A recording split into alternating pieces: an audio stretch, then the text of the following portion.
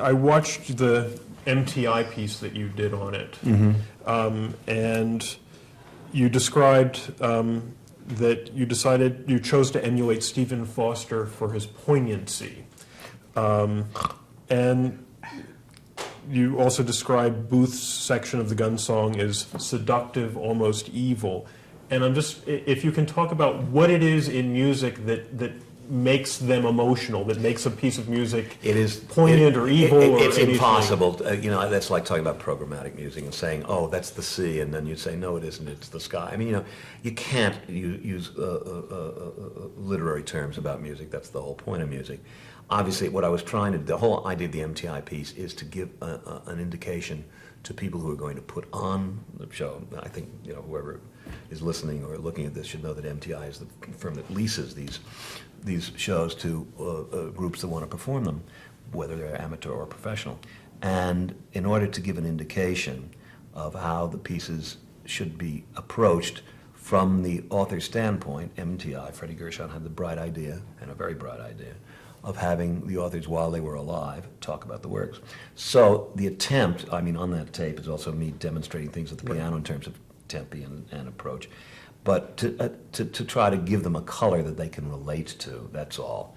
So to say Stephen Foster immediately will set up some kind of algorithm in the head, and they will, they'll go ahead and at least try to approximate it. If I said Cole Porter, they would do it a whole different way, So, no, poignant is a word I would ordinarily never use about things, because poignant has to do with reaction, not with the piece itself. What strikes you as poignant might strike me as laughable. So I don't think you can give affect to music. If I say a piece is poignant, all I mean is it's poignant to me. In this case, I was saying the notion behind this has the plaintive quality of Stephen Foster, or whatever I'm saying, that's all. But it's strictly music appreciation guidelines. It's not to be taken, to be taken seriously, but not to be taken seriously. Are there certain obvious things that when you want to generate a certain emotional reaction in an audience or a character, tritones mean this? No, they don't. No, there are people who associate keys with emotions, the way Surratt associated colors with certain emotions. I don't. There is a tendency, and I don't know whether it's because of the relation of the fingers to the eye, to the brain, to the piano, to think of sharp keys as bright and flat keys as romantic, or I don't want to say sad, but soft. And whereas there's a kind of bright, no pun intended, sharpness about sharp keys, at least in my mind.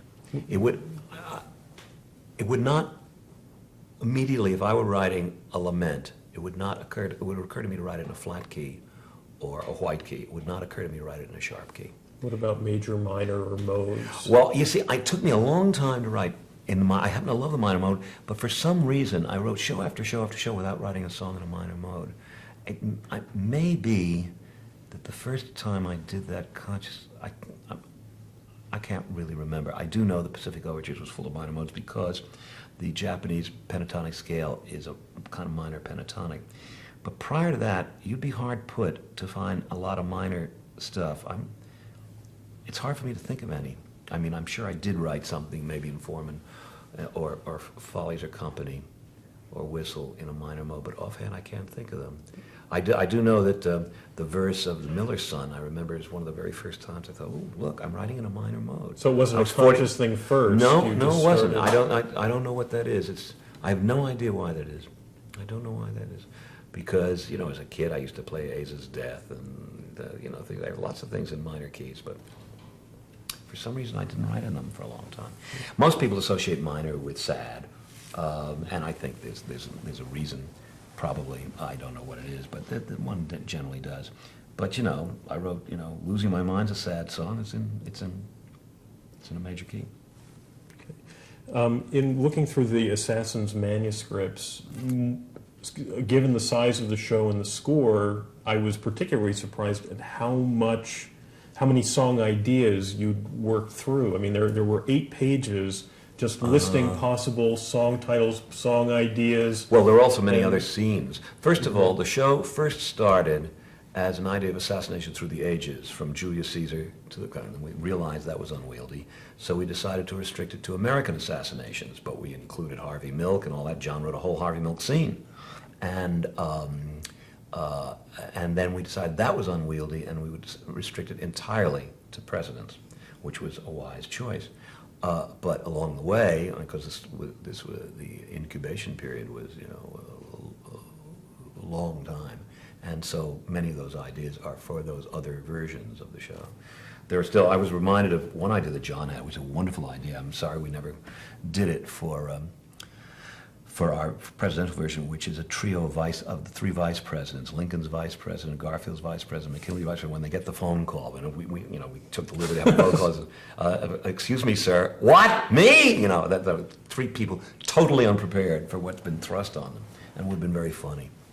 But there were a lot of ideas. The process of making those choices and decisions, how much, I know you work very much from the librettist and what they give you, but do you subtly pressure them and say, I'd really love to write that It's number? not what they give me, it's what we work out together. Okay. What we decide would be effective musically.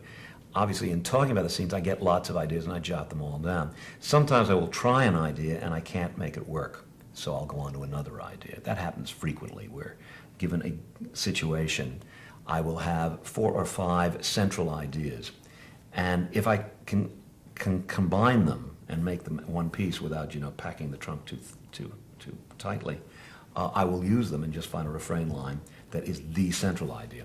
But if it comes to, shall we have a song for the 3 vice presidents, or shall we have a song for the 3 presidents' widows, then, I have to decide which scenes. Do I want a comic song? Because I don't think you can make a comic song out of the widows. Or do I want a serious song? That would be one way of making a decision. And then I would probably think to myself, well, maybe I could use the same music and have the 3 widows at the beginning of the show, and then 2/3 of the way of the show, the 3 vice presidents with the same music, with a comic lyric. All those ideas you start to juggle them. Ideas are fun to think of. The execution is gut and Himmel, but getting the ideas is always fun. It raises the question of plotting a score. Routining. Yeah. How does that process happen? Where the up-tempos, the ballads, I don't think so much about up-tempo and ballads as I do about the word we used earlier, textures, which is, I don't mind having 3 ballads in a row, but I don't want 3 ballads sung by a male voice in a row, because by the third one, the male voice has outstayed its welcome. And so if I were writing a show, for example, that only had men in it, I would just see to it that one was a solo, one was a trio, and one was an ensemble, or something like that, to give it variety. There used to be an old rule that, you don't put ballads back to back, but that dates back to the Rodgers and Hammerstein era.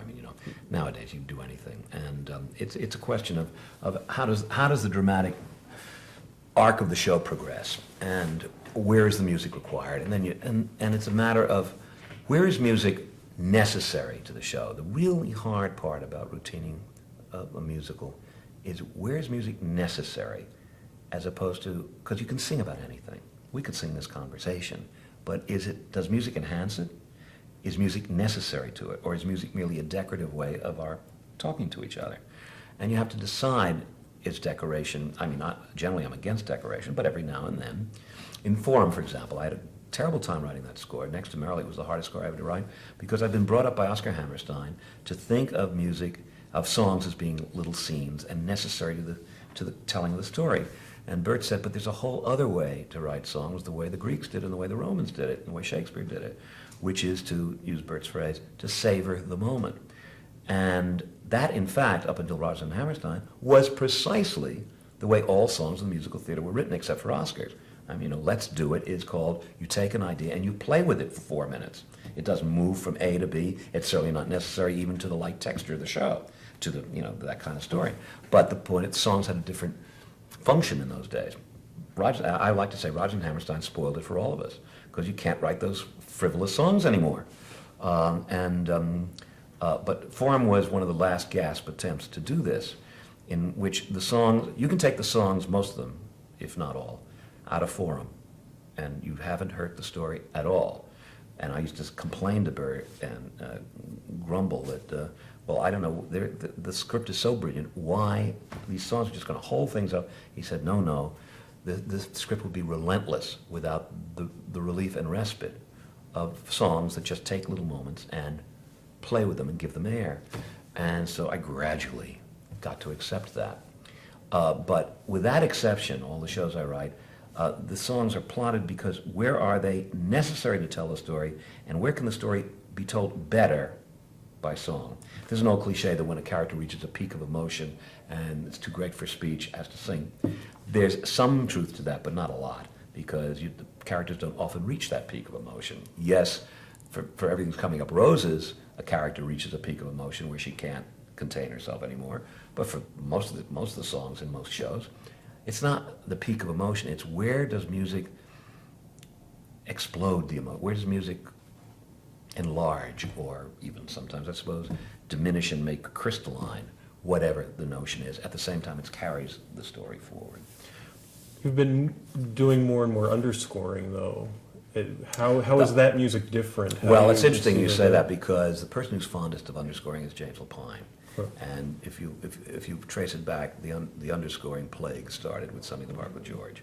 Well, Sweeney, you consciously... Oh, well, but that was for a different reason, which you know, which is that I wanted to write a horror movie, and the way horror movies get written is you keep music going all the time. John Williams is responsible for Jaws, not Steven Spielberg.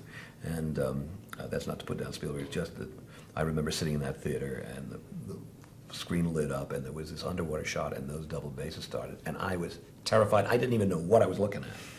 And so music can do that. Music does have, even though it doesn't have any particular literary connotation, it does have the ability to stir a certain kind of emotion. Also, we've been exposed so much to instrumental colors defining things, particularly in movies. I mean, you hear, a drunk always comes home to a bassoon, you know, and in the movies of the 30s and 40s, and I suppose into the 50s too. And growling double basses does suggest a beast of some sort. So we have those thought associations that I don't think a 19th century audience would respond that way. They would hear a bassoon, they wouldn't associate. You know, you hear a saxophone, it's usually a sexy girl. And it's from years of inculcation through the movies. So there are connotations that come with music, but it's usually instrumental colors. All I know is that John Williams frightened me to death with that. And his music, but horror movies and suspense movies are very much co-created. You know, Bernard Herrmann is, you know, and Alfred Hitchcock. It's why Hitchcock used them all the time, because, you know, what happens in Psycho in the orchestra is just as frightening as what happens on the screen. And not just the shrieking birds, but those unresolved chords that keep going on, so that nothing ever reaches a cadence, and so you're constantly upset because you know it's a kind of irresolution is the best I can say, but promises something else. You're not through yet. You're not through yet. Something else is going to happen. It's not over yet. And that Herrmann was the master of that, and but many composers do that, and I try to do that in Sweeney. Sweeney is an homage to Bernard Herrmann. And I even use, as you know, there's a chord in it that's what I call my Bernard Herrmann chord that is one of the basic building blocks of the whole piece. But I realized that as soon as the music stopped, the audience I didn't want to give them too much of a chance to remember where they were, which is watching a lot of stage blood and a lot of overacting. And by that's not a criticism of the actors, but larger than life. That what makes Sweeney effective, if it's effective, is that everybody is over the top. Because if they're not, it's really silly. But if they're over the top, it's silly unless you can keep the tension going. So I wanted to keep music going, so I wrote a lot of underscoring. And that's a case where all the underscoring is mine. That was not devised by anybody else but me. But other underscoring that you've done subsequently to Yeah, well, I did that. Lapine, I did a lot of underscoring for Lapine consciously, and a lot of underscoring for so how do you approach it as a composer? Well, usually what it is you're developing themes and vamps, rhythmic ideas that are associated with either that character. I'm very much a leitmotif man. I really like the notion that an audience will register certain tunes or rhythmic ideas or even harmonies with given characters, and you can build on that. So, you know, it's very convenient. I don't know why more people don't do it. If I have a theme for you and a theme for her, then when the two of you get together, I don't have to wonder about what I should write. I'll take your music and her music and combine them. You know, so you're building up a bank for yourself. You know, I made motifs for Sweeney, and for Mrs. Lovett, and for The Beggar Woman, And when everything starts to collide towards the end, I just go, I have all the material to build on. So if you set those things up, it's effective for the audience. And so that's what dictates the underscoring. When Sweeney comes on, we get the Sweeney motif. I try to keep it a little less obvious than that, but I've got the motif to work with. Also, again, from Bernard Herrmann, I picked up, I don't know that I can really articulate it because it's more of a feeling than anything else, but how you create suspense when you use skittering music to create nervousness and that sort of thing. It's fairly literal stuff. It's not very subtle. But then in a melodrama, subtlety is not what you're after.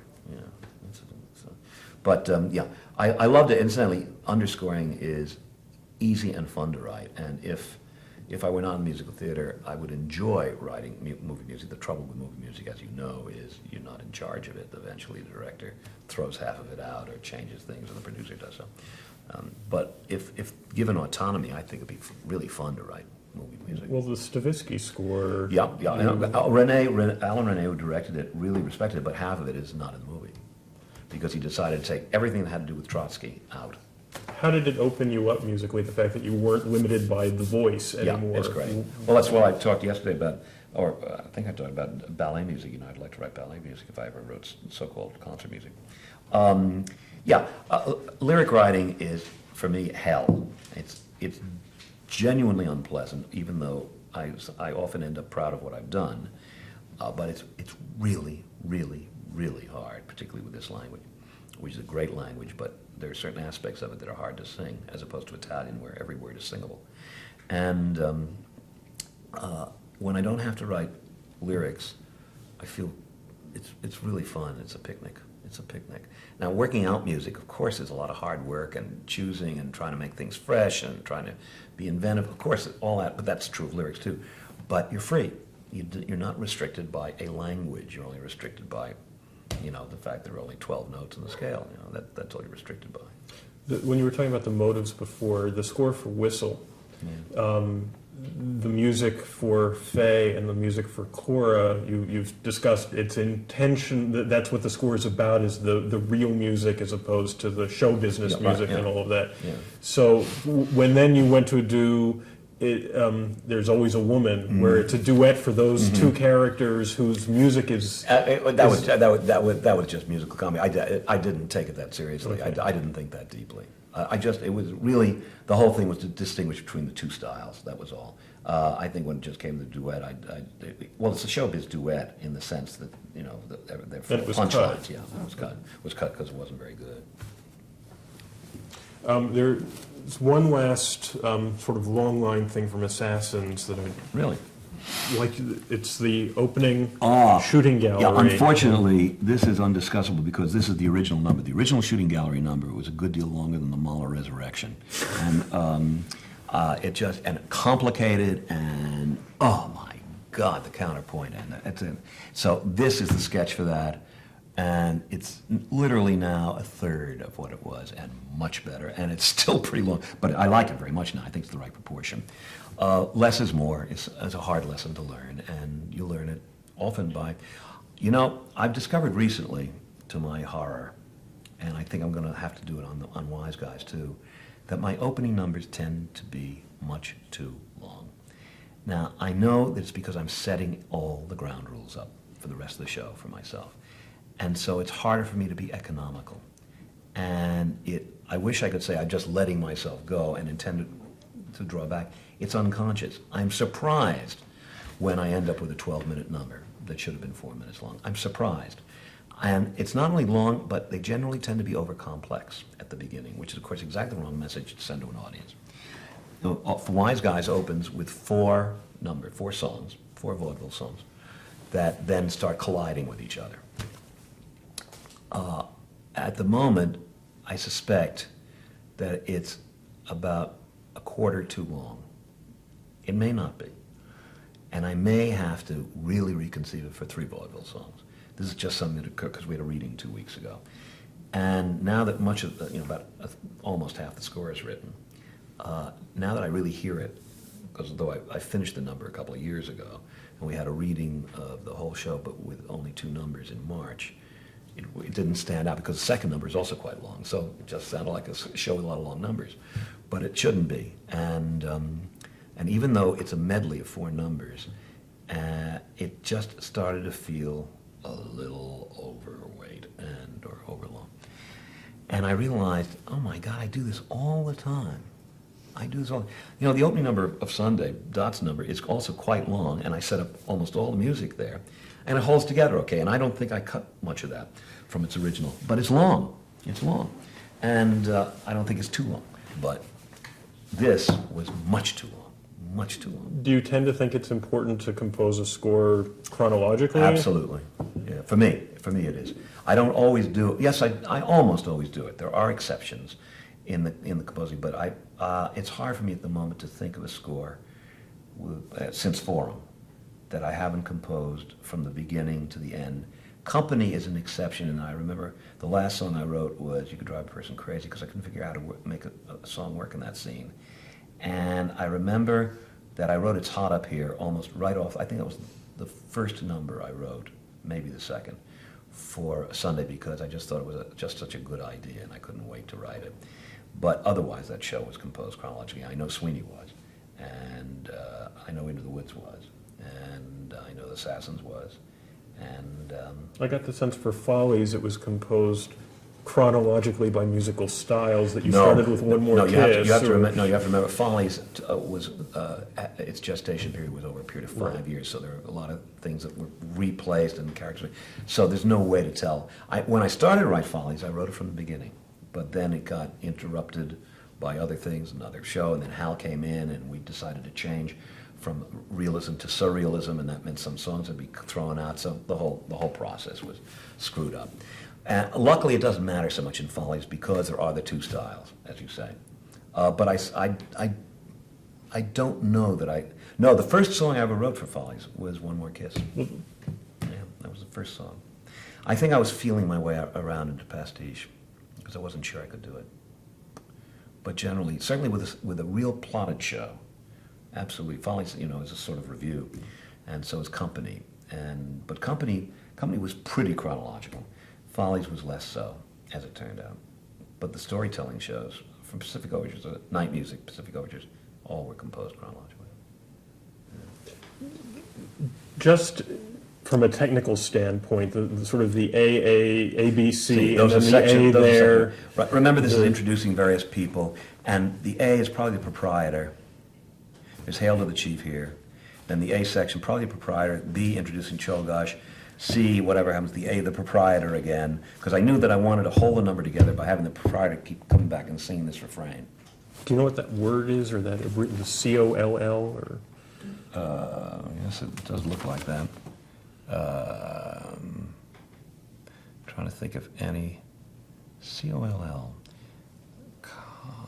What happens? Who is it? Let's see. There's Cholgosh. It looks to me like one of the characters, but there also might have been a bit of business. Cholgosh is followed by Hinckley. No, I don't know what that is. But what it is to remind myself of what that section deals with.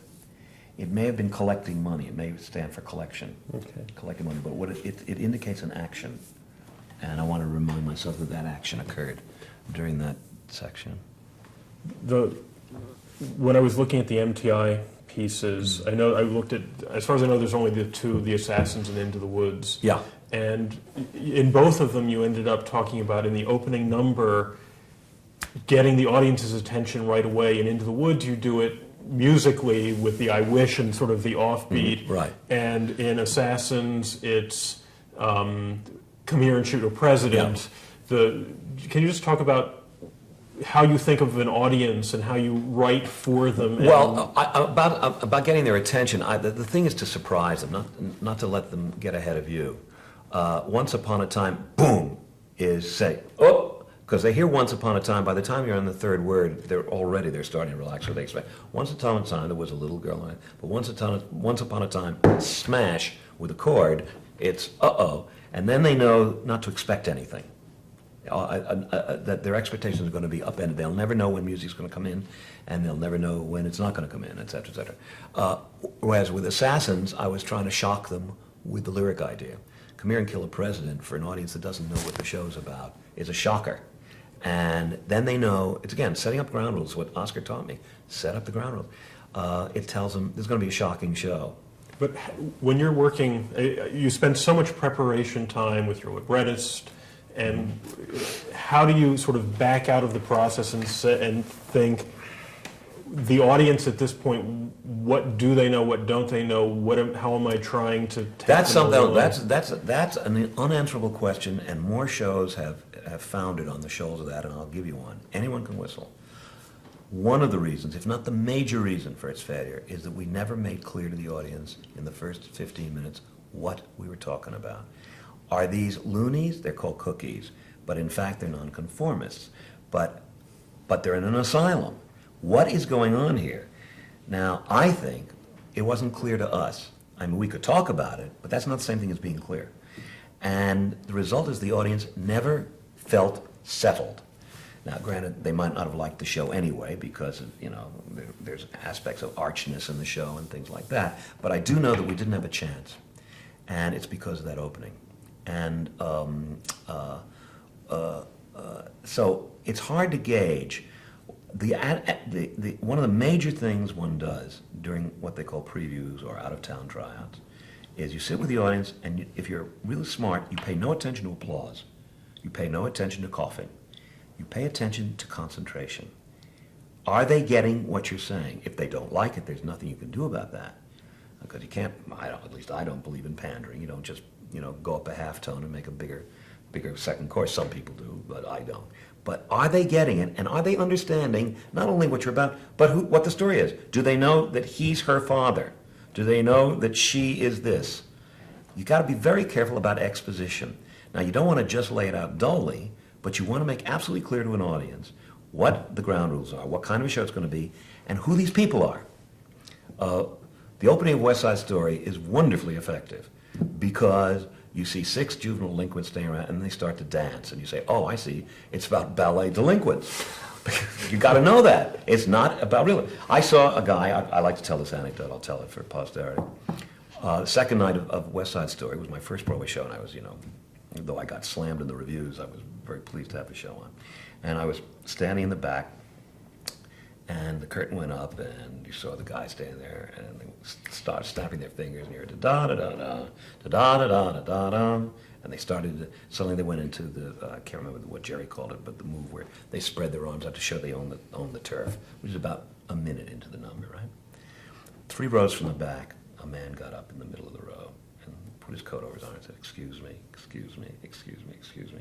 And he made his way out of the row, came up the aisle, and of course I was standing there aghast. And he could tell from the fact that I was standing in the back and that I was looking that I was connected with the show. And he just looked at me balefully and he said, don't ask. And I got the whole picture. There's a guy who'd had a hard day at the office. He's on his way home. He thinks maybe I'll stop and see a musical. There's this new musical that opened. So he sits there and he thinks it's going to be a musical. There are going to be a lot of pretty girls and there's going to be lots of lively music. And there are 6 ballet dancers being juvenile delinquents to dissonant music. And he thought, I think he went to the nearest bar and poured himself 3 martinis. But this was not what he wanted. I thought, that makes the opening. We told him what it was going to be like, and he knew he would hate it. And he would have hated it. And that's a good opening. He knew he would hate it. And that's why I know that's a good opening. Every time you go to, today, after we leave, you go to work on a number on Wise Guys, presumably. I hope. Do you sort of reconnoiter and say, okay, do you try and get it from a fresh eye, from the audience's eye, from, okay, what No, what I done? do, no. I've discovered over a period of years that essentially I'm a playwright who writes with song, and that playwrights are actors. And what I do is I act. So what I'll do is I'll go upstairs and I'll get back into the character Wilson Meisner, and I'll start singing to myself. I mean, it'll take me a while to make that transition because it's a couple of days since I've been Wilson, but I'll get upstairs and I'll be Wilson.